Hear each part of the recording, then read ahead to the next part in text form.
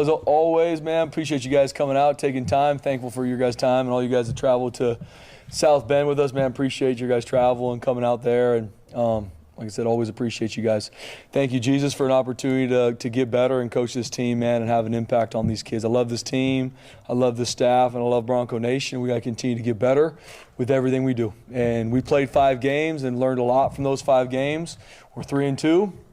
And I've learned a lot in every game, but especially in our losses, I've learned a lot. And watching the film after the Notre Dame game, still very proud of how our team battled, right? Feel way different than I did after South Florida. A loss is a loss. There are absolutely no moral victories.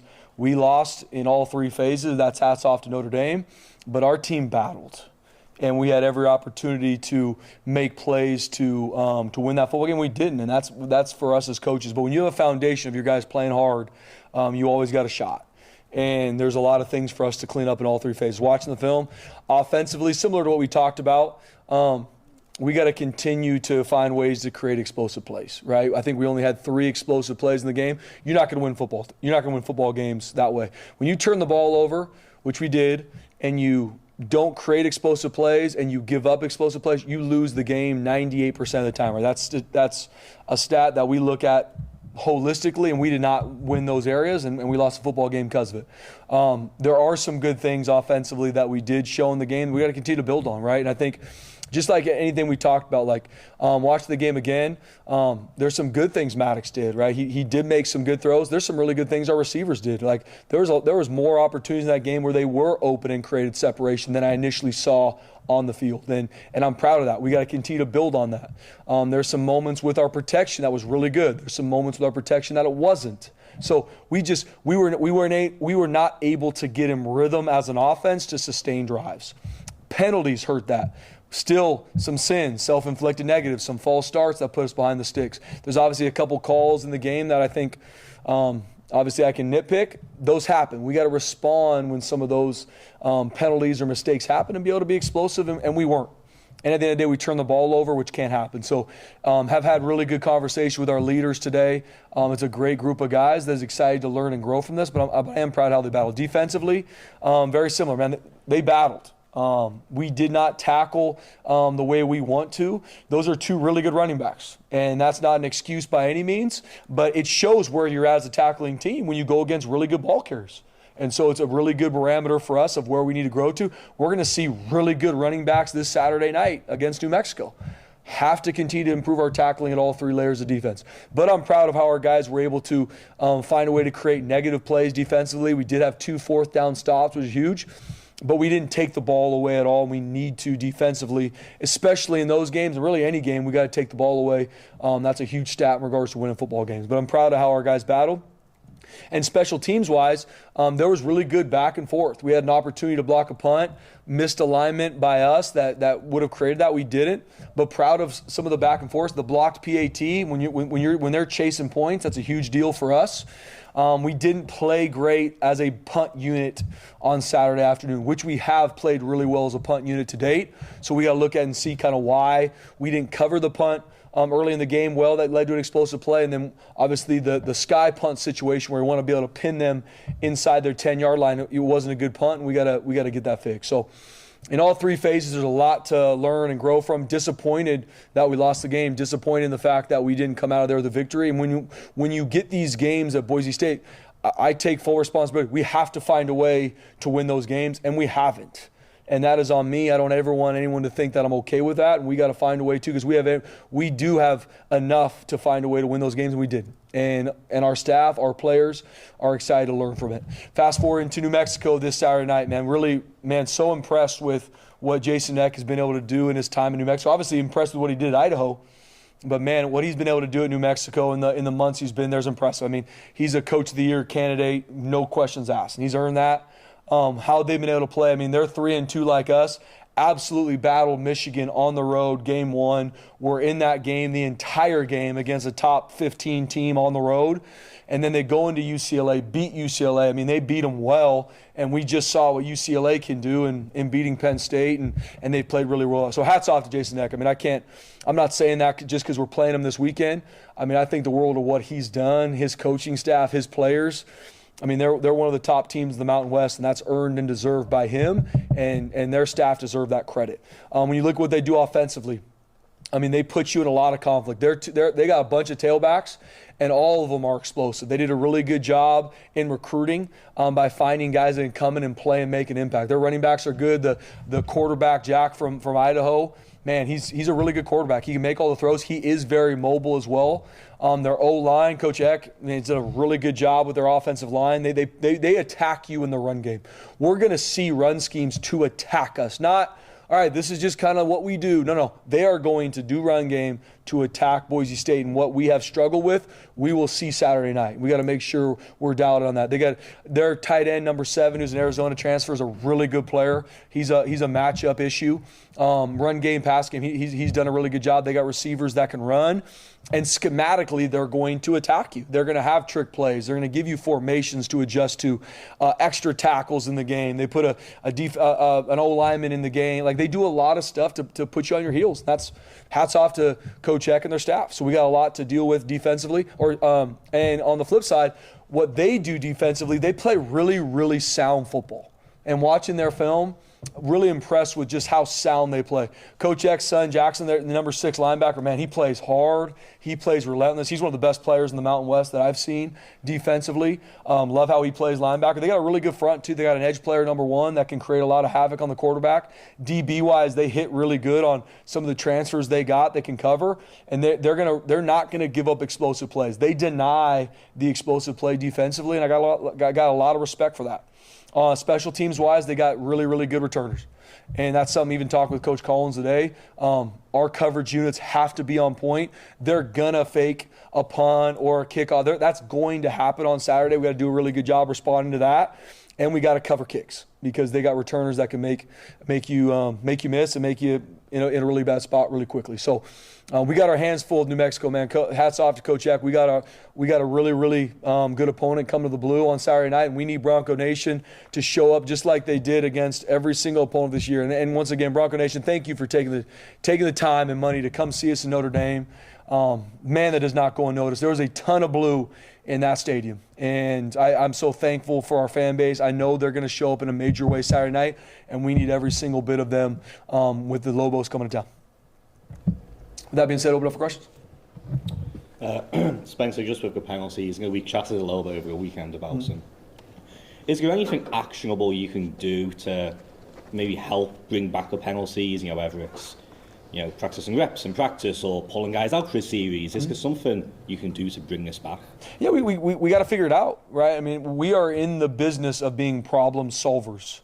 So there's no issue that we'll see on film that I'm ever going to be like, this is what it is. Never. So let's talk false starts. Yeah, we've had them almost in every game.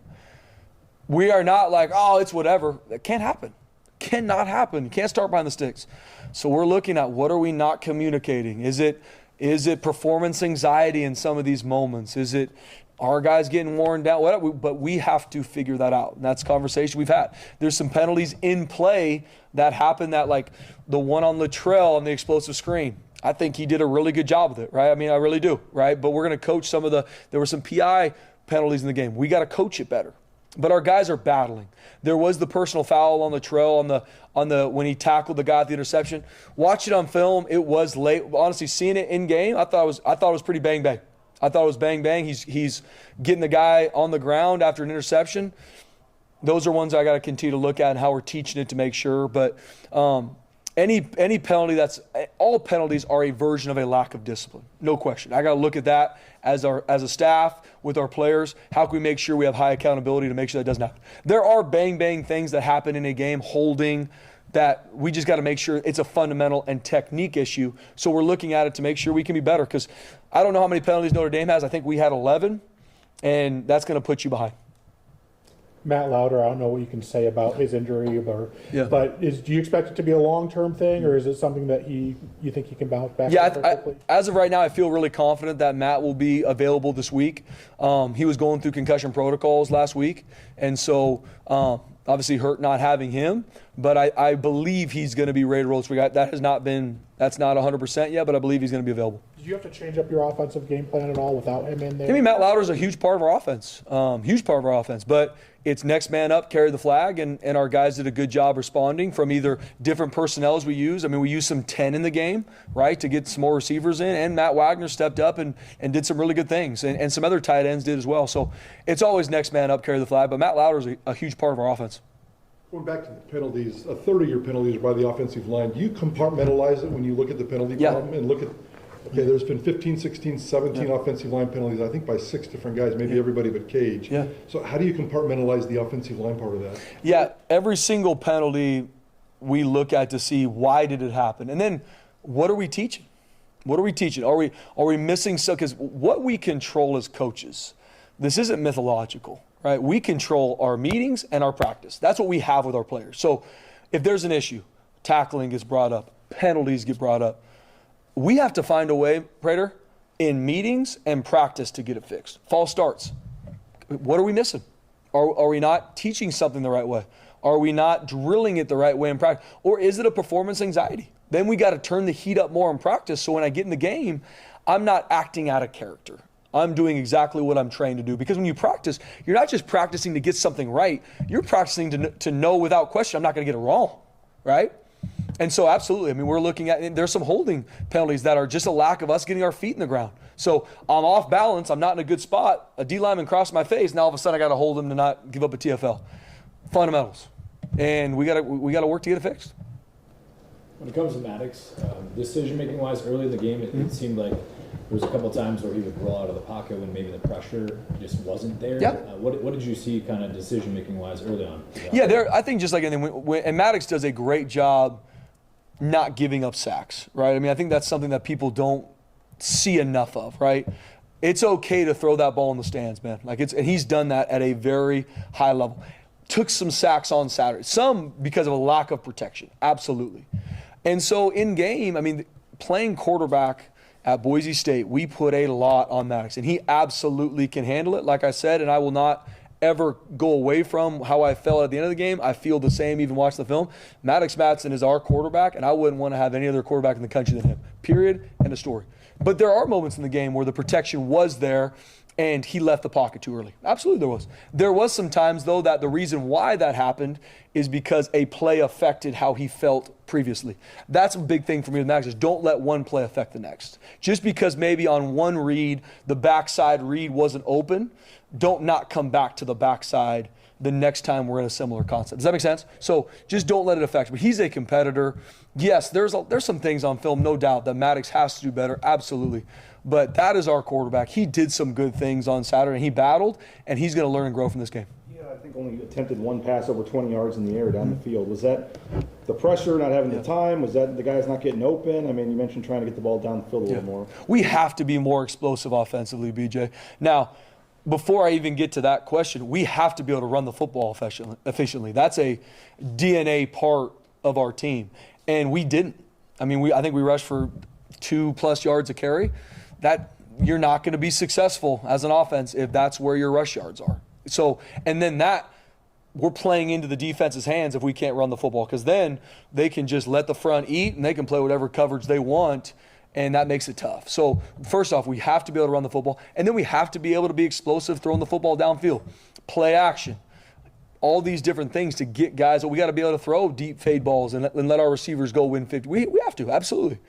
In the game, we weren't efficient enough on first and second down, and so then in must-pass situations, you're not setting your team up for success, and that's what we got into. So then when you're down 2 scores, 21-7, and they can just say, let the front go rush, and we can design coverages to make it really hard. That's just not that's a hard place to be in. I don't care who you are. I don't care who you're playing against. We're down 21-7 to New Mexico on Saturday. That's not a good situation for us to be in offensively, and we got to make sure we don't get in those holes. But we have to be more explosive, and that starts with running the football, and then we got to be able to shoot our shots down the field, and I believe our receivers can win. How much did starting at your own 1-yard line, on the first drive of the game, and you had tried to do the tush push or the QB sneak, whatever, just to get some yardage. But how much did that just kind of mess with the game script or the flow of just, when you're setting things up, you're not expecting to be starting at your own one? Yeah, I think when you plan an opening script as an offense, I know, no one wants that to be on the 1, right? So thankful it was, though. right? I'd much rather get a 4th down stop on the inch-yard line and trust our offense to go move the ball field. But no, I mean, that throws you off. But we train backed up football every single week. That's our plan every single week, to get it to a certain yard marker, then be able to run the football, be able to pick our spots, to be able to get a 1st down, pick our shots down there too. So it wasn't outside of the norm of football, but obviously we didn't execute in that situation to change a lot. We got a penalty which got us out of there, but that's something we practiced, BJ. We didn't execute. You said there's areas where Maddox has to get better. Yep. Where is your focus on that right now? Yeah, not letting one play affect the next. That's one. I mean, Maddox Madsen absolutely preps his tail off. What does that look like? I mean, he dang near will memorize the call sheet because of how much he preps. He knows where out on the field we're going to, this guy, I don't think anybody gives him enough credit in regards to the work he puts in to play quarterback at Boise State. So, but as a competitor, just don't let maybe a negative that happened before the certain play affect how you deal with the next time. Because he's one of the best I've ever been around that can read the field really well, see it clearly, understand the flow of the game, and being really smart with the football. When it's not there to throw it away, and that wasn't consistent in this game, and just don't let one play affect that, because he's a competitor. There's not a guy that works harder for this team to win than Maddox Madsen. And don't let one play affect the next. The pass rush, JVM and Steege collectively, 2 sacks, I think 2 hurries as well. I'm sure that's not what they like. How would you assess why the pass rush hasn't been there like it was last year from, I know you had 2 first-team all-league guys on the edge. It was tough to replace that, but you certainly want more than 2 sacks collectively after 5 games. Yeah, no question. Well, first off, BJ, and Jay, Max, or BJ, Johnny, first off with both those guys, I think they're playing really well. Does that mean I think that they don't have a lot of room to grow? They absolutely have a lot of room to grow. But let's look at in comparative. Last season at this point, we were winning a lot of games, right? We were up in a lot of games. So what does that dictate an offense to have to do? They got to throw the football more. They got to throw the football. And we can then go pin our ears back as a defensive front and go get – in a game like that, we were winning for a little bit of the game against Notre Dame, but for the most part, they were up. And so they can always dictate when they want to run the football, and that dictates the type of calls that Coach Chinander can use. Now, there were some moments in this game where we had 4-man rushes, and we were not creating pressure on the quarterback. Right, we got to look at those things. What are we teaching? How can we get our guys to create more pressure with 4-man rush? Because on the flip side, Notre Dame was able to do that. They were able to create pressure with blitzes, but they were able to create a lot of pressure on Maddox with just 4-man rush. And we got to find better ways to do it. And I believe in Max. I believe in Jay. They are playing the run game really, really well. So proud of them. We played Air Force. We played some run the football teams, but we do need to create more pressure on the quarterback. Overall, defensively, to hold that team to 28 points and do some of the things he did.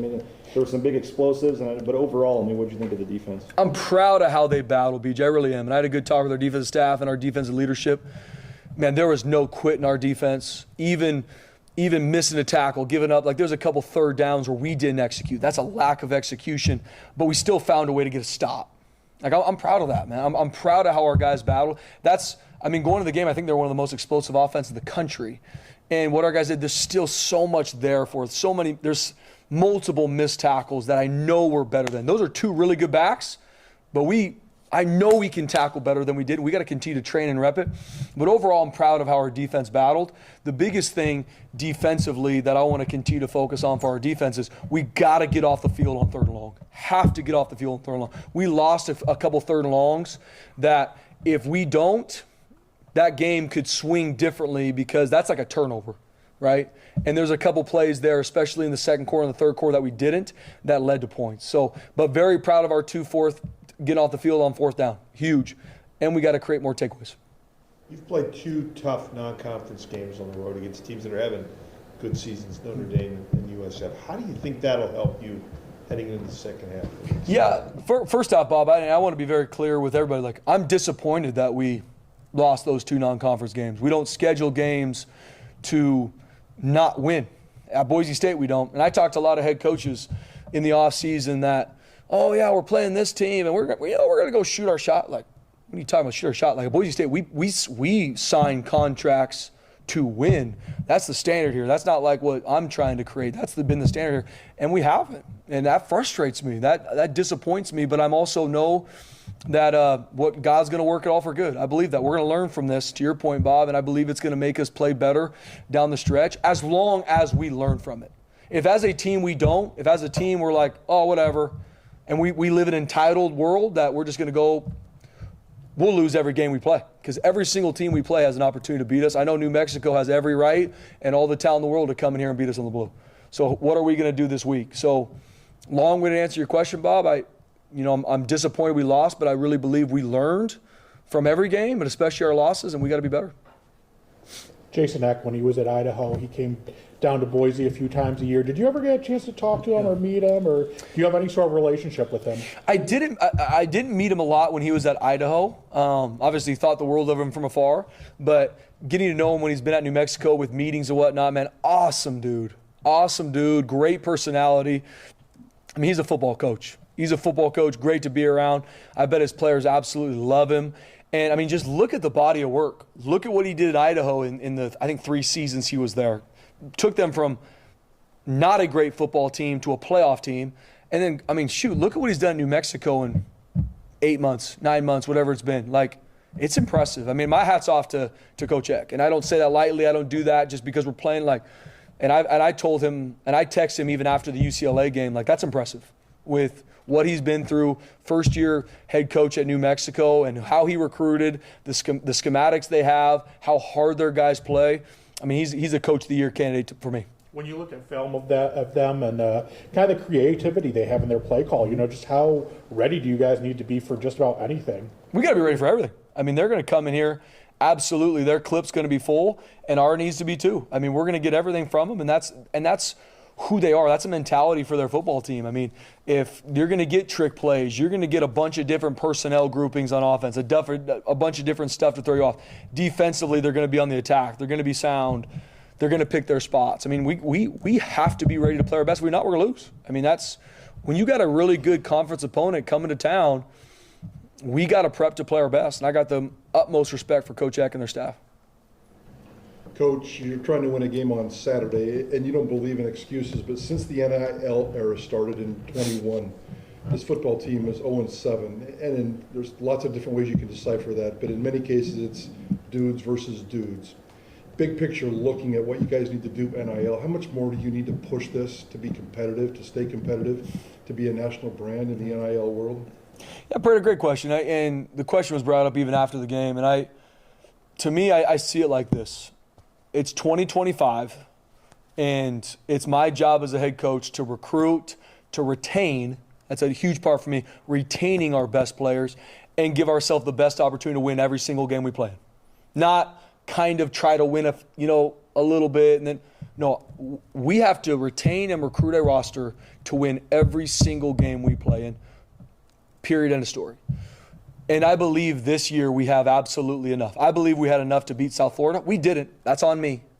I believe we had enough to beat Notre Dame. We didn't. That's on me. And I believe we have enough to win the rest of our games. I'm not saying we will or won't. That's still up for us to continue to show.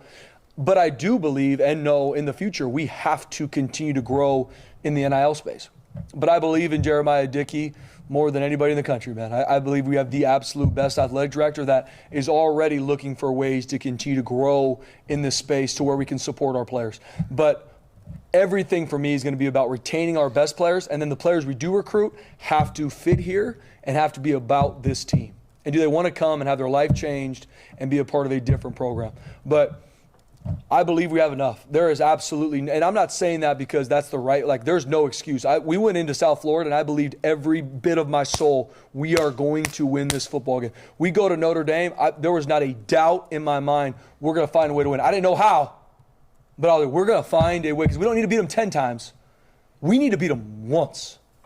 And we didn't. And that's never going to be an excuse. But going forward, I believe in this place. I believe I have the best job in the country. And I believe we're going to continue to grow in this NIL space, and we need to retain our players, to continue to find the right ones that fit here. We need to, and I believe we will. With the offensive line, obviously you mixed it up, with Holmes at center, and you had Randolph at guard. What was kind of the thought process there? And Roger, I mean, it seemed like every other play he was having to pull himself off the turf. He was obviously playing, giving you what he had at well less than 100%. Yeah, Roger's an absolute warrior. Absolute warrior. He would give his all for this team. I mean, injured a week ago, found a way, battling in the training room just to be available and be able to play on Saturday, BJ. So it was me and our offensive staff looking at how can we get our best 5 on the field. And Zach Holmes has done a good job. There's obviously some things on film that Zach needs to improve on, but it's always about how do we get our best 5 on the field. And then also how can we keep our guys fresh to make sure they stay healthy the rest of the season. So we're going to look at it again this week to see, okay, who are our best 5 and how can we put our best 5 in situations? And then how can we continue to develop the guys that maybe haven't played on the offensive line, because that's the future. We're a developmental program, especially in our fronts. How can we continue to grow and develop our fronts on the offensive line to where, shoot, maybe week 8 or 9, there's a guy that not really anybody knows a lot about right now, but he's been developing and he's got to be ready to play. So it's a huge developmental position for us. I'm proud of how our guys battled on the offensive line. Obviously, we've had some penalties. We had some things not go our way that we have to get fixed, but Coach Keene does a phenomenal job with that group, and that's a group that I trust. That's the heartbeat of our team. Our O-line is the mentality and heartbeat of our team. And they're unwavering. We got to make sure we get some guys healthy. We got to get our guys fresh this week because we got our hands full with New Mexico's front. The lack of running the football, you mentioned 2 yards per carry. Was that just the O-line not creating holes? Was the backs not finding stuff? What'd you see? I think it's holistic, BJ. There's times where we didn't create movement at the point of attack with our offensive line. We have to create movement at the point of attack. Tight ends included, receivers included. We got to create. Then there's times where there is holes there and our running backs don't find it. And then there's some schematic stuff that we missed in the game as coaches that, I shouldn't say missed, that we just got to have a better plan for going forward. So it's holistic. Thanks, guys.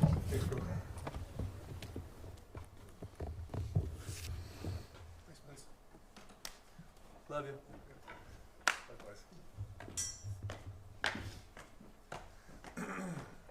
All right, Bob, here we go.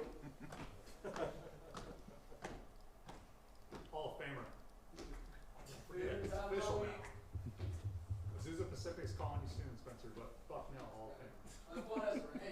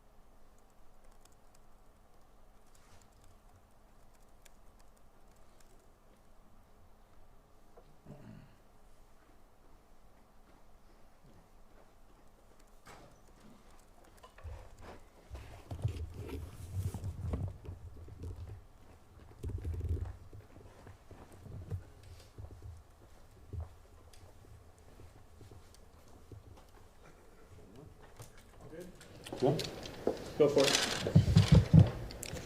Your 3 wins, 47 points, 49, 52 points. Your 2 losses, 7 points. What do you guys have to do to bump up that offensive consistency? Take care of the football. Take care of the football, number one, and then be able to run the ball efficiently. Both those things and both our losses have showed up big and are a huge reason why we're not able to execute. And that starts with me and being able to run the football and put our guys in a good spot to make good decisions so we can take care of the football. But those are the 2 main things that stand out. You mentioned the interception. Just kind of what do you think the issue was there with the 4 picks? Man, there's a lot of factors in that. I think, when you get towards the end of that game, it's just we're maybe forcing things. We're trying to make something happen. Sometimes bad things just happen naturally within the play, within the game. Bad luck on a few of those things. But again, I think we don't want to put ourselves in that position where we're pressing and trying to force things to happen because of what we did earlier in the game. That's still the primary factor. What do you think overall about how Maddox played? Very tough, physical. He still made a ton of plays for us. He extended a lot of drives with his feet. He showed incredible toughness. There's still so much that you can take from that game in a positive way for him. Nobody obviously is going to take it harder than him in those turnovers, but it's a learning experience. It's a learning experience for me, for our offense, for Maddox, something that we got to grow in because obviously in both our losses, that's been a big factor for us. He was rolling out a lot. I know some of it was designed, some of it seemed like he was just a little quick to move, maybe when he didn't have to at times. Can he see better when he's moving out and he likes doing that, or what did you see on some of those? I think it's a combination of both.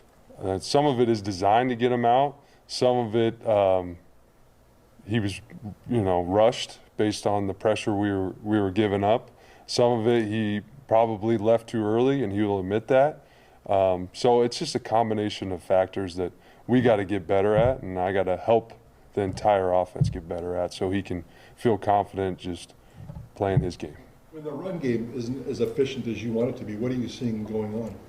If it's not efficient? When it's not as efficient as you want it to be, what's happening? Yeah, a lot of it is kind of maybe a breakdown here or there. We really got to execute. If we get 2-on-1 as far as combinations, we really got to be 100%. We got to execute those combinations and eliminate penetration with somebody getting beat or if it's movement that's causing that. If we can get our backs into the second level, we can stay efficient. It might not be explosive, but we're going to stay efficient. So a big part of that is me and my job schematically to make sure that we have the appropriate numbers and angles, and then a big part of that is continuing to improve on the details so we can execute, those 2-on-1s where you got to win as an offensive line. 13 penalties over the weekend, 10 of them was on the offense. I think it's been an issue just through the season with false starts and this and that. Why do you think that's the case, especially with the offense? Yeah, there's some of those are effort. I'll never get on a guy for an effort play that could really go either way. There's a lot of those that showed up in the game. And then the pre-snap has continued to be a problem, and we're trying to find a lot of different solutions. But we have to be able to be dynamic in the pre-snap. It's given us an advantage a lot of times already this year, so we can't shy away from that, but we have to get it fixed, and we have to improve it. And we're working on that right now. And, we can't beat ourselves and put ourselves in those long D&Ds. Especially this is communication versus cadence, do you think? It's more communication. They're doing a great job communicating. I really think it boils down to focus in the moment, and obviously that's a great atmosphere. And for a lot of those guys, right, that's new to them. That's not an excuse, but we got to figure out a way where we can be consistent with our focus. Because, again, we've been doing it for a while as far as our operation, what we like to do in the pre-snap, and it's helped us a lot of times this year, but it's also hurt us. So we cannot beat ourselves like we did last game, and we're working on it. Especially those pre-snap penalties, is there something actionable the coaches can do to help fix this? Or, like Coach D said, it might just be nerves or whatever. No, there's always something we can do on our end to help them. But, you know, at some point, again, it's player accountability, just remain focused so we can utilize some of these tools that we like to do. But ultimately, it's my responsibility to make changes based on what we can handle and what we can operate. You've only attempted, I think, one pass down the field more than 20 yards in the air, you know, in the game. Was that just not enough time with their pressure? Were you trying, when, you know, coach said the run game didn't help, you know, that, but what do you see, and do you need more downfield passing attempts? Yeah, always need more. Always need more. I think there was more called. Attempted is probably a different story. And to your point, there's a lot of factors that come into play with that. But our ability to run the football allows us to create more opportunities down the field with our play action pass. And so if we become one-dimensional, that hurts those opportunities. You guys are always going to have the next man up mentality, but how much did you miss Matt Lauder in that game? Yeah, I mean, whenever you're missing one of your best players, right? You're obviously wishing they were in there, wishing they were able to contribute. But I thought some of the younger tight ends, some of the other tight ends stepped up and really shined in their role for the game. For us as an offense, you got to figure out who's available and then how do we play to their strengths. And like you said, next man up. But it'll be good to get Matt back whenever he's healthy, and because he just adds a good dynamic to our offense. What do you make of the receiver? You know, coach said after the game didn't think the receivers were winning a lot of one-on-ones or getting separation, and then he said he saw a little more when he, you know, a little better than he thought when he watched the film. But what do you make of the receivers and trying to help out Maddox by, you know, getting open? Yeah, I think that was great competition for them. And I think Coach Miller does a really good job finding a lot of creative ways to give them an advantage. And they did win quite a bit. And it's something that we got to continue to work on and get better at. But that's a competitive game. That's what it's going to be. It's going to be back and forth. And we got to continue to find ways to help those guys get an advantage in those situations. But we got enough great playmakers at that position that can still win one-on-ones consistently. And again, everybody as an offense has to do their job. Has to do their job to allow those guys to get the ball. Chris Marshall's done well, I think, for you guys on explosive plays. Has a pretty good target percentage as well, and it felt to me watching that game that Chris Marshall was one of the players physically that could line up and play with some of those guys. Yes, yeah. And any emphasis maybe to make him more of a focal point in the fast passing game, Nate, and just get your best players the ball as much as you can? Yeah, I think he's always an emphasis, but I think from my perspective, there's always a timing aspect to that. Finding ways to get him involved as soon as I can or in different situations that we haven't yet. I think that's where my primary focus is with him, because he does have all the physical talents to go and win against anybody we play. We know that. So it's, again, my job to find more ways or creative ways or insert it in different areas of the game plan or within the game to get them those opportunities. How tough was the opening drive there, messing up your script a little bit, having to start at the half-yard line or whatever? Yeah, that's never ideal, starting at backed up like that. But, you know, again, it's just an operational thing. You know, we fumbled the snap, and then we had, I think, a penalty. And it doesn't help you get in rhythm, but you gotta play the situation that you're in. And we work backed up every week. We've worked it for a long time. So we still got to be able to execute and get first downs, and that starts with me and the calls I give them to be able to do that. You and Spencer both talked about the run game needing more there. When you adjust for sacks, you had 4 yards per carry, like 53% success rate, and so some of the underlying numbers there were solid. What more on film do you guys see that you want to see out of the run game? Yeah, just the standards higher than that. It needs to be higher than that. It should be. We have the guys to do it. Like I said, it's me putting our guys in the best position to play fast and be successful, and then continuing to work on some of the fundamentals and technique aspects of the run game that are going to allow us to not only be explosive but just stay efficient. And I think you know, at times we didn't execute like we should, and 4-point carry, that's good, but we got to be better than that, just with who we have and the style of offense that we want to be. With Roger hurting, you guys had to shift around the offensive line a little bit. Do you feel that that contributed to some of the protection issues? No, I think those guys battled. I really do. I think Mason, you know, he was a freshman All-American at guard. I thought he did a great job stepping up in there and playing. Zach battled. I think a big part of the protection issues was where were we at D&D wise, situationally within the game. We were having to throw the ball more than we want to, and that kind of comes with the territory. But I thought those guys really battled. I was proud of them. You had a nice drive going there to start the second half, and then obviously had that penalty, and then kind of stalled and didn't even have a field goal. But just how tough was that?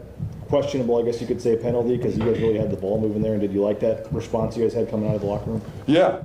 I thought, you know, we had a plan coming out in the second half. We started executing that plan, and then again we beat ourselves, whether it's penalties or turnovers. Again, that penalty was an effort play that I think again can be called any way, but I'm never going to get on a player for unbelievable effort. So it's unfortunate, but we still got to take care of the football and not beat ourselves with the penalties, because that's the main factor. That's what you look at in both losses. Very similar in how we played and how we did not execute in the second half. Looking at New Mexico, I mean, Jackson Eck is everywhere on the field for them. Just what do you guys have to do to neutralize him?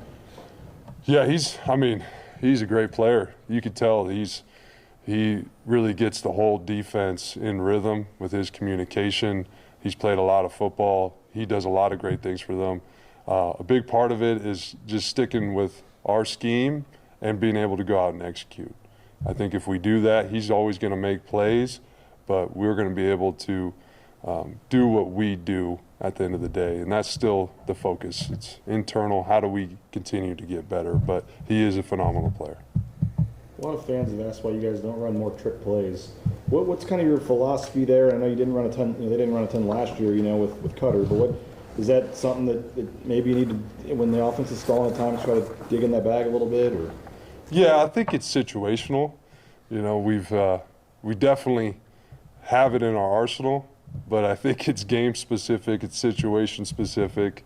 It just hasn't come out for whatever reason, and I know the fans want it.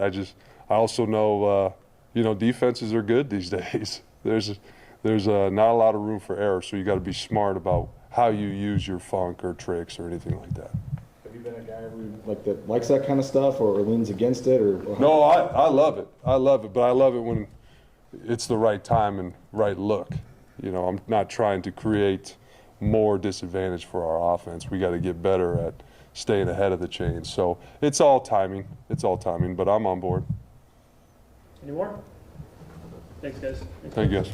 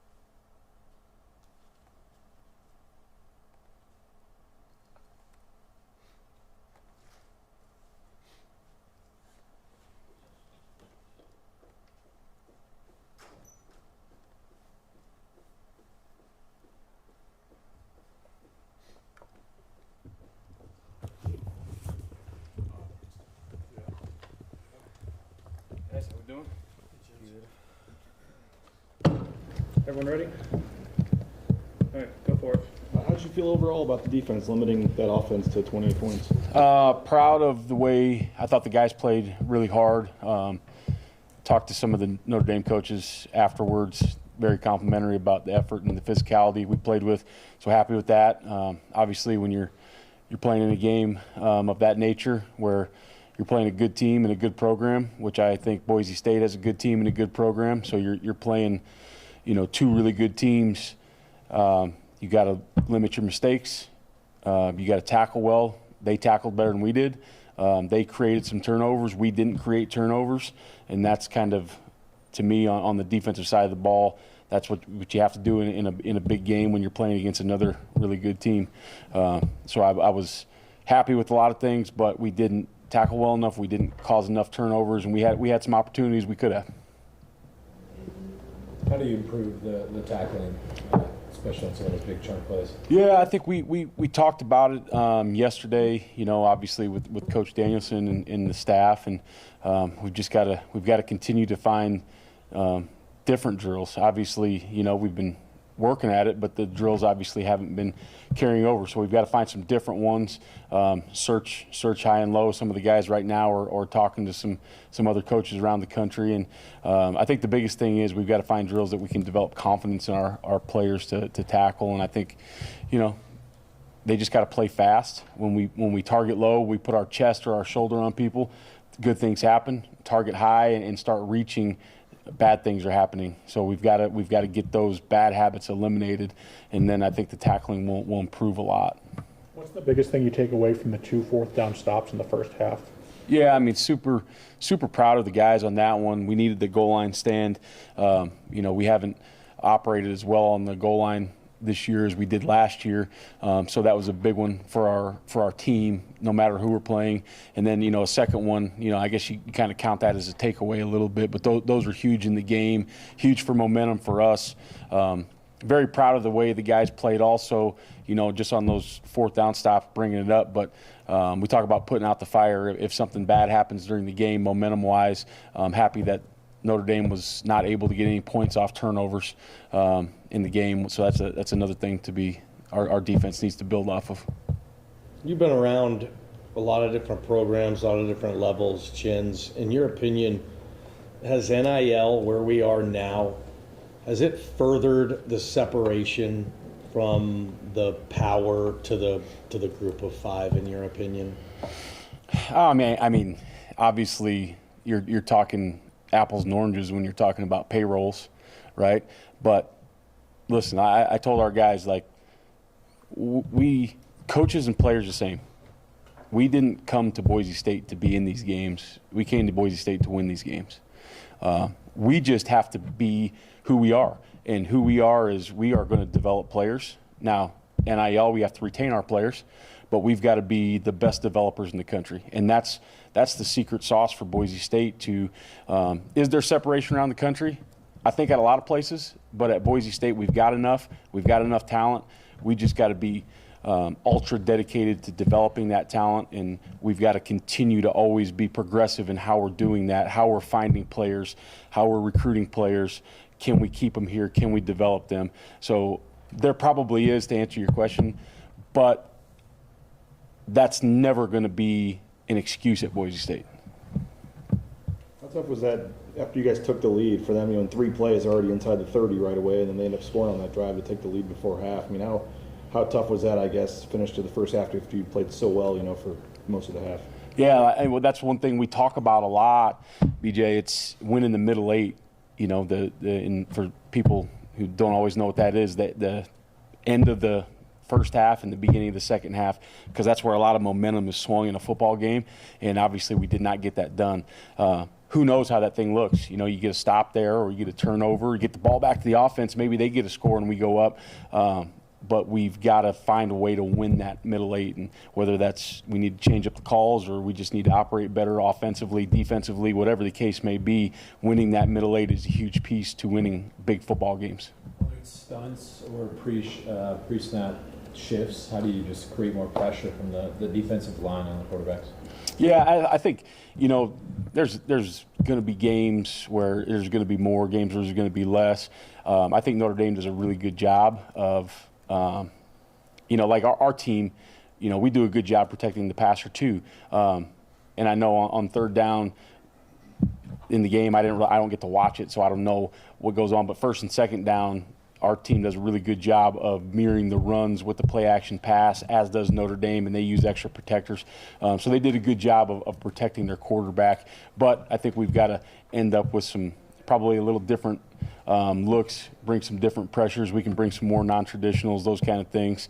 The games are hard on mixed downs because if you're calling a bunch of stunts, they better be good against the run and the pass, or else you're in big trouble there. So I think we've went into some games with some built-in ones, which we can always operate that way. But yeah, I mean, we got to change up the looks a little bit and bring some different things, especially against a team that's very, very well schooled in protecting the passer. What impresses you about the creativity of New Mexico's play calling? Yeah, I mean, they're doing a good job. Personnel groupings. I mean, we're looking at it today, and you got 11 personnel, you got 12 personnel. They bring in 12T, so using the tight end, an extra tackle as a tight end fullback. They've got quick 21, and they seem to go into each game, with a different plan, especially in the run game, trying to exploit your weakness as a defense, not necessarily your personnel, but just the overall scheme, whether you're playing quarters, you're playing man, you're playing cover three, if you set the front one way or the other. So I think the challenge in playing this team is figuring out what their game plan is going to be early, making those adjustments and getting that to the kids as quickly as possible. But you always got to play a fundamentals technique and get your eyes where they're supposed to be. That takes care of a lot of it, but I think they do a really good job of scheming up the run game.